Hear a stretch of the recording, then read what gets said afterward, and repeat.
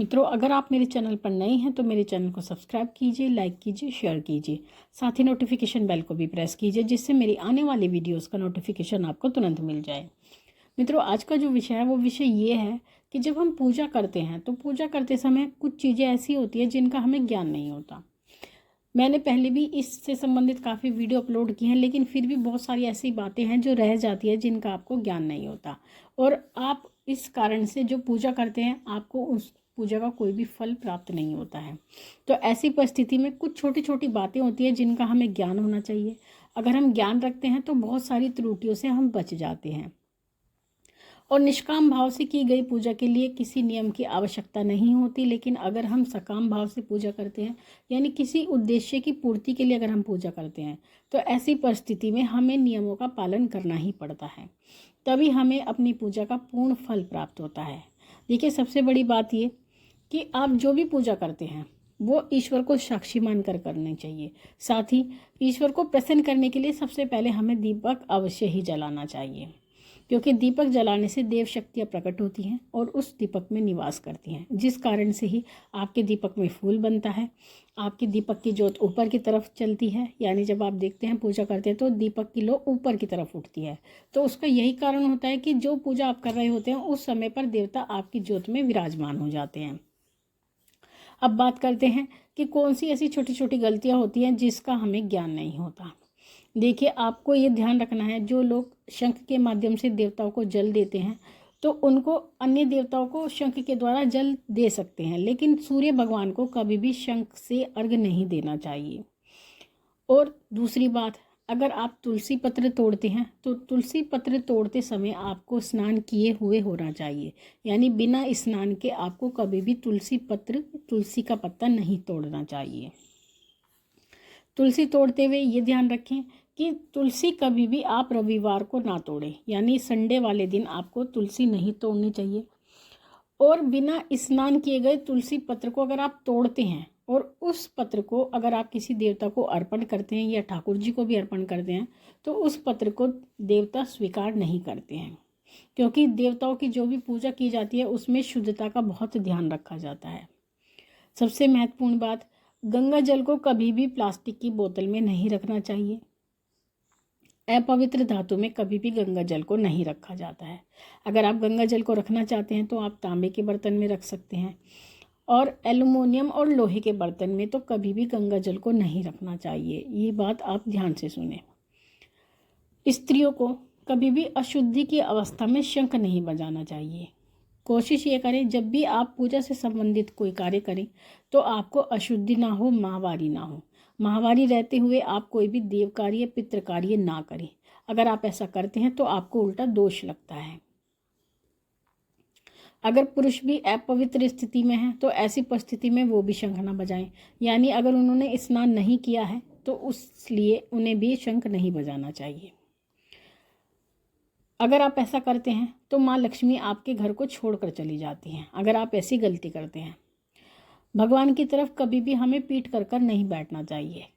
अगर आप भगवान के समक्ष बैठे हैं तो ऐसी परिस्थिति में आपको भगवान की तरफ मुख करके बैठना चाहिए, कभी भी उन्हें पीठ नहीं दिखानी चाहिए। साथ ही जब आप भगवान के समक्ष बैठते हैं तो आपको पैर फैलाकर नहीं बैठना चाहिए, यानी आपके जो पैर हैं वो भगवान की तरफ नहीं होने चाहिए। इस बात का आप विशेष रूप से ध्यान रखें, क्योंकि ये छोटी छोटी बातें हैं लेकिन बातें महत्वपूर्ण हैं। अगर आप कोई भी पूजा करते हैं तो पूजा करते समय आपको दक्षिणा अवश्य रखनी चाहिए, यानी अगर आप कोई अनुष्ठान करते हैं, कोई साधना करते हैं या कोई किसी व्रत का संकल्प करते हैं तो ऐसी परिस्थिति में आपको दक्षिणा अवश्य रखनी चाहिए। अगर आप दुर्वा तोड़ते हैं, यानी गणेश जी को दुर्वा चढ़ाते हैं, तो आपको ये ध्यान रखना चाहिए कि रविवार के दिन दुर्वा नहीं तोड़ी जाती, क्योंकि दुर्वा जो विशेष रूप से प्रिय होती है वो भगवान गणेश को होती है, जिनको बुधवार को दुर्वा चढ़ाई जाती है। तो ऐसी परिस्थिति में आप रविवार को दुर्वा कभी ना तोड़ें। माँ काली को प्रसन्न करने के लिए कमल का पुष्प आप उन पर अर्पण करें, क्योंकि माँ लक्ष्मी को जो कमल का पुष्प है बहुत ही प्रिय होता है।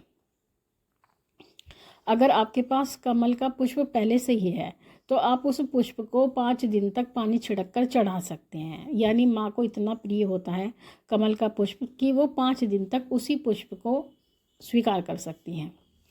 अगर आप बिलपत्र भगवान को चढ़ाते हैं, भोलेनाथ को प्रिय होते हैं, तो बिलपत्र आप भगवान को चढ़ा सकते हैं। लेकिन अगर आपके पास बिलपत्र रखे हुए हैं, कुछ लोग क्या करते हैं बेलपत्र तोड़ लाते हैं कहीं से, क्योंकि बेलपत्र ऐसे होते हैं जो हर जगह नहीं मिलते हैं और बेल का पेड़ भी हर जगह नहीं मिलता है।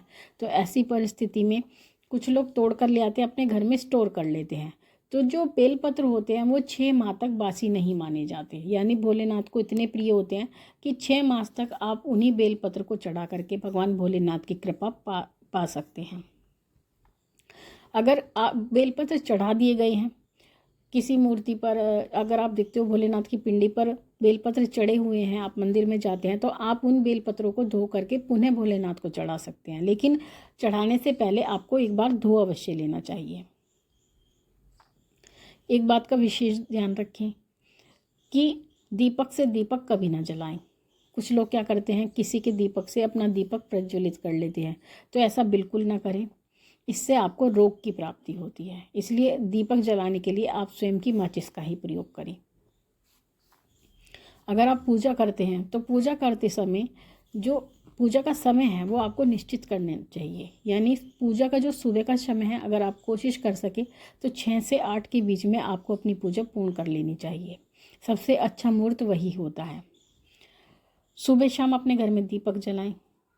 और अगर आप तुलसी पत्र तोड़ के रखते हैं, यानी तुलसी के पत्ते तोड़ के रखते हैं, तो 11 दिन तक तुलसी बासी नहीं मानी जाती है।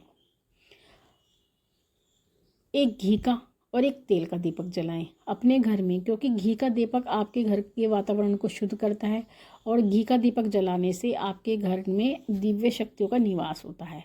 और तेल का दीपक जलाने से आपके घर से ऋण मुक्ति होती है। अगर आपके ऊपर कोई ऋण चढ़ा है तो वो ऋण से आप मुक्त होते हैं। साथ ही तेल का दीपक लगाने से आपको शत्रु बाधा से भी कहते हैं निवारण मिलता है, यानी शत्रु बाधा का निवारण होता है। तो इसलिए आप एक घी का दीपक लगाएं, एक तेल का दीपक लगाएं। पूजा करने के बाद आपको खड़े होकर 3 प्रदक्षिणा करनी चाहिए, यानी 3 चक्कर अवश्य लगाने चाहिए। बिना प्रदक्षिणा के पूजा पूरी नहीं मानी जाती है। तो ऐसी परिस्थिति में आपको खड़े होकर 3 प्रदक्षिणा अवश्य करनी चाहिए। आपके घर में खड़े हुए गणेश जी की मूर्ति नहीं होनी चाहिए, यानी खड़े हुए गणेश जी की जो मूर्ति होती है उसकी पूजा हमें नहीं करनी चाहिए। तो मित्रों, ये थी जानकारी जो आपकी पूजा से संबंधित है। अगर आप इन छोटी छोटी बातों का ध्यान करते हैं तो आपको पूजा का पूर्ण फल प्राप्त होता है।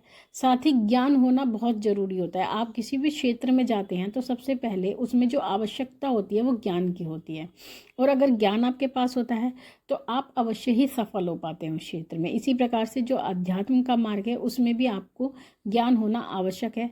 और ये कुछ जो चीज़ें मैंने आपको बताई हैं बेसिक चीज़ें हैं, अगर आप इनको फॉलो करते हैं तो आपको अपनी पूजा का पूर्ण फल प्राप्त होता है।